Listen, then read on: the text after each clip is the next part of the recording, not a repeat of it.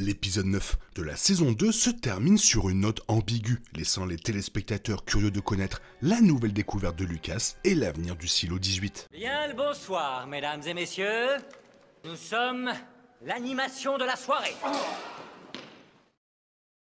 Dans ses premières minutes, l'épisode 9 adopte une approche intéressante en rejoignant l'arc d'ouverture de Juliette dans le silo 17, à travers le point de vue des enfants introduit dans l'épisode 8. Il montre comment les enfants gardaient un œil attentif sur Juliette et suivaient tous ses mouvements avant de sortir pour capturer et nuire à Solo. Tandis que Juliette tente de convaincre les enfants de la laisser parler à Solo dans cet épisode, Lucas se lance dans son propre voyage à la recherche de la vérité après avoir enfin compris la lettre de Salvador Queen. Juliette finit par trouver de l'espoir, suggérant qu'elle se dirigera probablement vers le silo 18 lors du final de la saison 2. Toutefois, Lucas se retrouve dans un réseau de mystères complexes qui sembleront déterminer l'avenir du silo 18 dans le dernier épisode de la saison 2.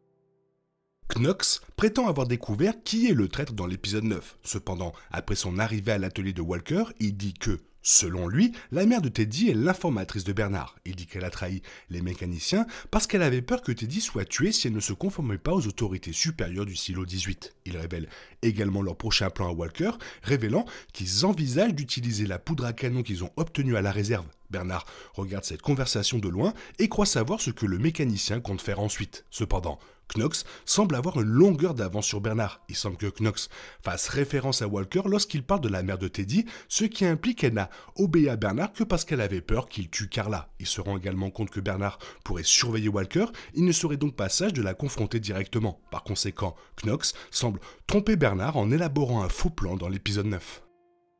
Des trois enfants, Audrey et Rick concluent un accord avec Juliette. Si elle veut parler à Solo, elle doit trouver le code du coffre-fort de Solo avant que leur bébé ne se mette à pleurer. Le troisième enfant appelé Vorace rejoint Juliette dans l'espoir qu'elle puisse quitter le silo 17. En cherchant des indices sur le code, Juliette apprend de Vorace que la rébellion du silo 17 s'est produite il y a des décennies. Avec cela, elle se rend compte que le vrai nom de Solo est Jimmy et qu'il était à peine adolescent lorsqu'on lui a demandé de protéger le coffre-fort. Lorsqu'elle rencontre plus tard Solo et lui demande de dire la vérité sur ses souvenirs de la rébellion, Solo se souvient que son père, Russell, lui a fait prêter serment et l'a nommé son ombre parce qu'il voulait qu'il protège les secrets du silo à tout prix. Solo a tenu sa promesse de le protéger, même lorsque le shérif du silo a tué son père sous ses yeux. Solo ne comprenait pas que son père le faisait rester dans le coffre-fort pour le protéger de la rébellion. Juliette aide Solo à comprendre qu'il était trop jeune pour comprendre les véritables motivations de son père et qu'il doit enfin abandonner ses responsabilités.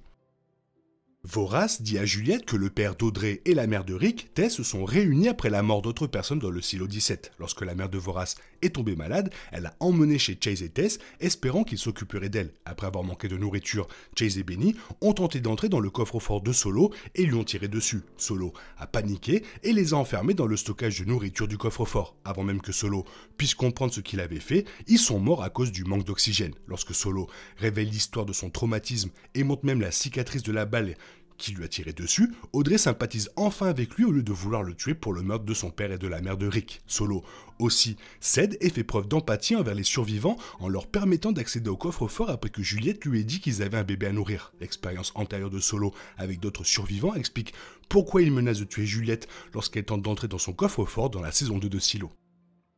L'histoire de Lucas Knight dans la saison 2 tournait principalement autour de ses efforts pour décoder la lettre de Salvador Queen sur l'ordre de Bernard. Vers la fin de l'épisode 8, il trouve enfin un moyen d'atteindre son objectif. Avec ce qui suit dans l'épisode 9, il s'assoit et écrit ce qui suit comme message final de Salvador Queen. Si vous êtes arrivé jusqu'ici, vous savez déjà que le jeu est truqué. Nous pensons que nous sommes les élus, mais nous ne sommes qu'un parmi tant d'autres. Les fondateurs n'ont pas construit un seul silo, ils en ont construit 50. Et ils ont créé le dernier recours. Au fur et à mesure qu'ils déchiffrent d'autres lignes de la lettre, ils découvrent que les 3 dernières phrases disent « Si vous ne me croyez pas, allez tout au fond du silo, trouvez le tunnel. Vous y obtiendrez une confirmation. » Après avoir échoué à retrouver Bernard, Lucas décide de découvrir la vérité sur le message de Queen. Il descend au niveau inférieur du silo 18 avec l'aide de Shirley et, comme on le soupçonne, trouve un tunnel. Dès qu'il s'approche de l'entrée du tunnel, une IA appelée Algorithme, dans les sous-titres, l'informe que devant lui seul, 3 personnes ont atteint la porte du tunnel. Salvador Queen, Mary Meadows, George Wilkins.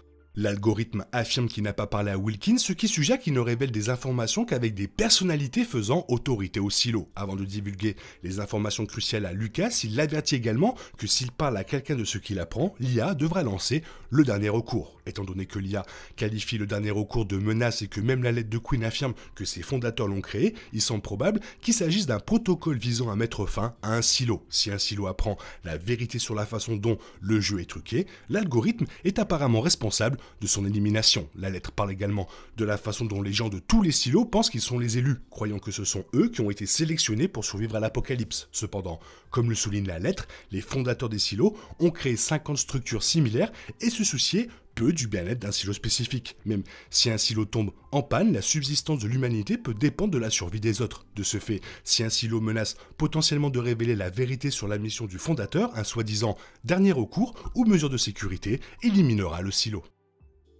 Juliette a découvert la porte au fond du silo 18 grâce à la vidéo finale de George Wilkins dans laquelle il mentionne également que l'eau au niveau le plus bas n'a rien d'inquiétant. Étant donné que Lucas découvre que l'eau mesure à peine 2 pieds de haut dans l'épisode 9, il est logique que Wilkins ait affirmé que l'eau n'était pas une menace. Vers la fin de la saison 1, Juliette a également évoqué les tunnels à Bernard, ce qui l'a surpris. Sa réaction suggère qu'il ne savait rien d'eux, ce qui est encore une fois logique, puisque l'IA confirme que seules 4 personnes ont vu l'entrée du tunnel. En examinant le plan du silo 18, Lucas et Bernard ont également remarqué que les nombreuses structures en forme de tunnel relient leur silo à quelque chose dans le monde extérieur. L'émission n'a pas encore révélé où mènent les tunnels, mais il semble probable qu'ils se connectent à d'autres silos. Les fondateurs ont apparemment créé un réseau interconnecté entre les silos, ce qui fait qu'il est difficile de ne pas se demander pourquoi ils empêcheraient les gens d'un silo de se renseigner sur les autres. Il est également possible que les tunnels détiennent la clé pour trouver un chemin vers le monde extérieur sans être confrontés aux conditions difficiles qui tuent les humains. Lorsque Lucas décode quelques lignes du message de Queen et découvre les autres silos, il en parle à Bernard. Bernard le corrige et révèle qu'il y a un total de 51 silos, et non 50. Bien que Bernard affirme ne pas savoir pourquoi un silo supplémentaire existe, il semble probable qu'il s'agisse du poste de contrôle permettant de superviser les opérations des autres silos. Bernard avait précédemment confirmé que les silos avaient été construits il y a 352 ans par les fondateurs. Pour cette raison, il est impossible pour les fondateurs d'être en vie dans la chronologie actuelle de la série et de superviser les événements de tous les silos à partir du silo supplémentaire. Il est cependant possible qu'après leur disparition, leurs descendants aient pris leurs responsabilités. Ou encore, Silo pourrait adopter l'approche de Fallout en révélant que la technologie de congélation permet aux gens de prolonger leur durée de vie, aidant ainsi les fondateurs à rester en vie des siècles après la création des silos. Indépendamment de ce qui se passera ensuite, l'épisode 9 de Silo ouvre la voie à un final passionnant. Dans l'arc final de l'épisode 9, Sims parle à sa femme de la clé de Bernard sur laquelle est imprimé le numéro 18. Il affirme que la clé vibre et brille à chaque fois que les choses tournent mal dans le silo, ce qui incite Bernard à se précipiter vers une porte de la salle des serveurs. Alors que Sims a du mal à découvrir où Bernard disparaît, il semble probable qu'il se rende à l'algorithme pour comprendre la gravité de la situation et trouver une situation viable. Étant donné que l'algorithme est un moyen pour les fondateurs de s'assurer que tous les silos suivent les règles strictes qu'ils ont fixées, l'IA semble envoyer à Bernard un message d'avertissement via sa clé indiquant que son silo se rapproche du danger. L'IA lui donne probablement aussi la prochaine ligne de conduite qu'il doit mettre en œuvre pour garantir que les choses restent sous contrôle dans le silo 18. Probablement le meilleur épisode de la saison. En attendant le final, toi qu'est-ce que tu en as pensé? N'hésite pas à me le faire savoir dans la zone commentaire, sinon il est temps pour toi de reprendre le cours normal de ta vie. On se retrouve bientôt pour une nouvelle vidéo. Bisous bisous, bye bye. Il est impossible de compter sur les autres de nos jours. On est obligé de tout faire soi-même. Je me trompe? Rien de grave, j'avais tout prévu. Où va le monde, je vous le demande.